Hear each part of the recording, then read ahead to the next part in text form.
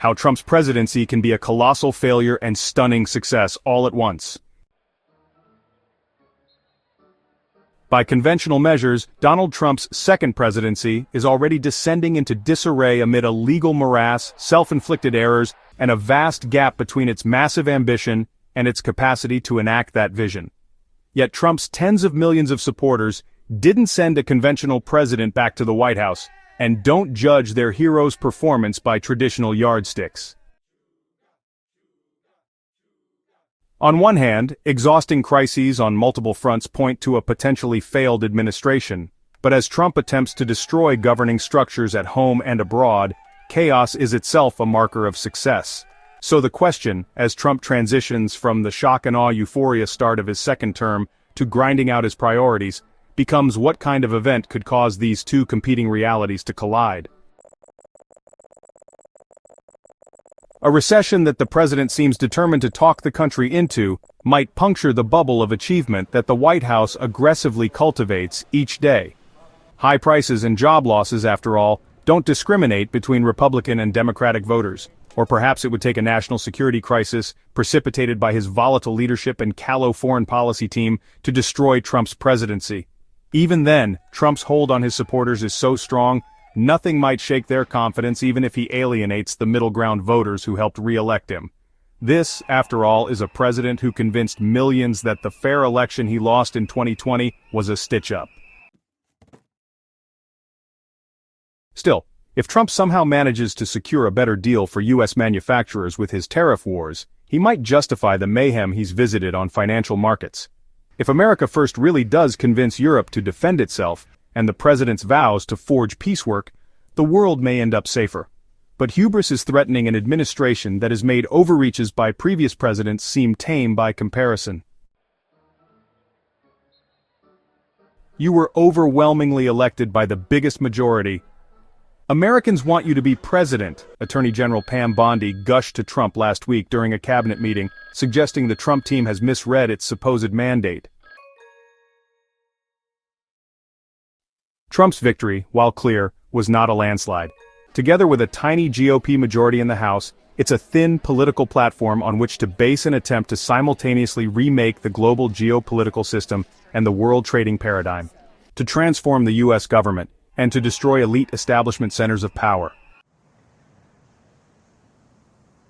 Weeks ago, the Washington narrative was that Trump's second-term team would be more disciplined and unified than his first. But that's looking increasingly threadbare. The president badly needs some swift wins, not just those that reward his MAGA base to sustain his credibility. Chaos grows the longer Trump is in power. A sense of disorder is mounting.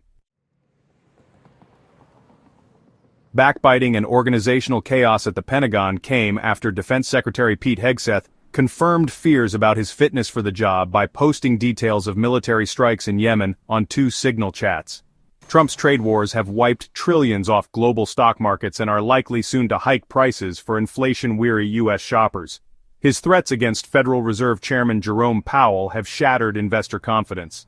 The Dow Jones Industrial Average is heading to its worst April since the Great Depression. And amazingly, the world is wondering whether the dollar is a haven anymore. His purge of first-term officials who knew how Washington worked is resulting in embarrassing accidents.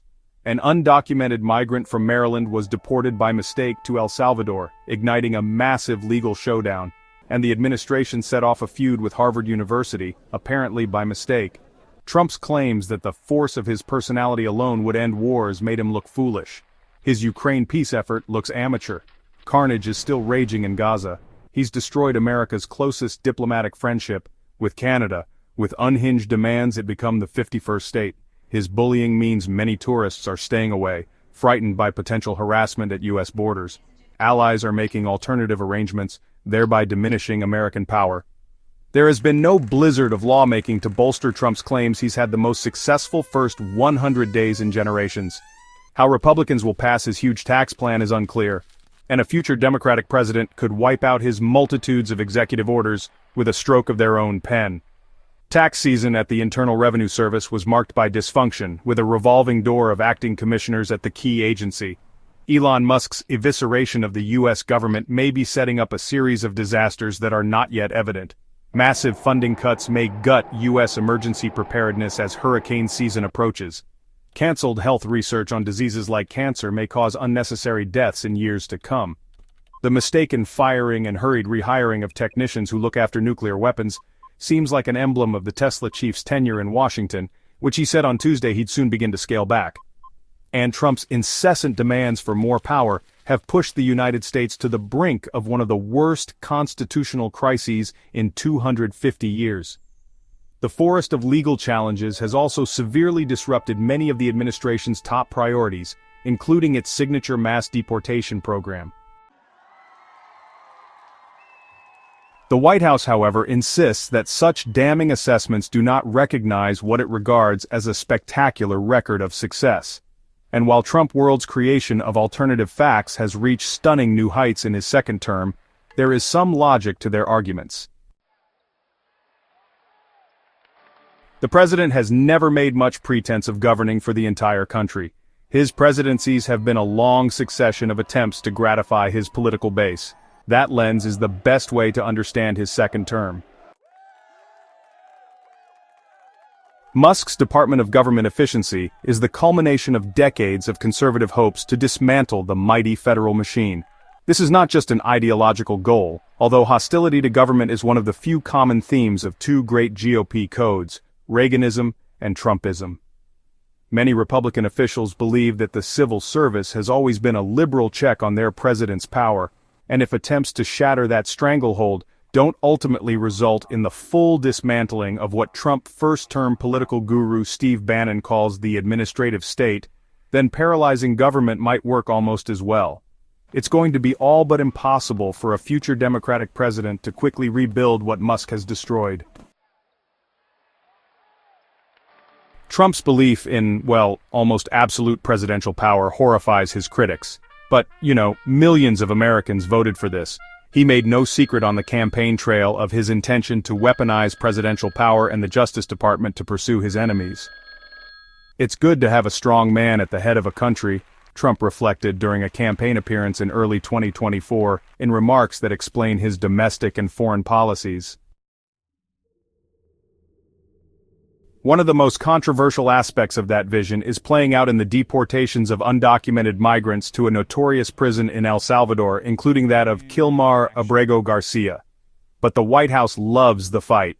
It's failed to prove Abrego Garcia is a terrorist and a gang member. But White House Press Secretary Caroline Leavitt stoked the fire again on Tuesday. We were always right. The president was always on the right side of this issue to deport this illegal criminal from our community. When Trump said last week that he'd like to deport U.S. citizen criminals to El Salvador, he knew his audience. And on this immigration issue, he has some genuine results to show for his efforts. Border crossings are down significantly compared with the days of the Biden administration. Trump's tariff wars seem insane to Wall Street investors and middle-class Americans who've seen their 401k plans plummet. But the Trump administration is betting on a different audience: working Americans in rural areas and states devastated by globalization who helped elect him twice. We shipped countless jobs overseas, and with them, our capacity to make things from furniture, appliances, and even weapons of war, Vice President J.D. Vance said in India on Tuesday. He added, "Many were proud of where they came from, their way of life, the kind of jobs they worked, and the kind of jobs their parents worked before them." Trump's America First creed horrifies the foreign policy establishment and threatens to undo generations of U.S. leadership. But those are the same experts who ran the wars in Iraq and Afghanistan and are reviled by Trump's base. America's reputation abroad is being slammed by Trump's dismantling of USAID, genuflection to Russian President Vladimir Putin, and abandonment of Africa.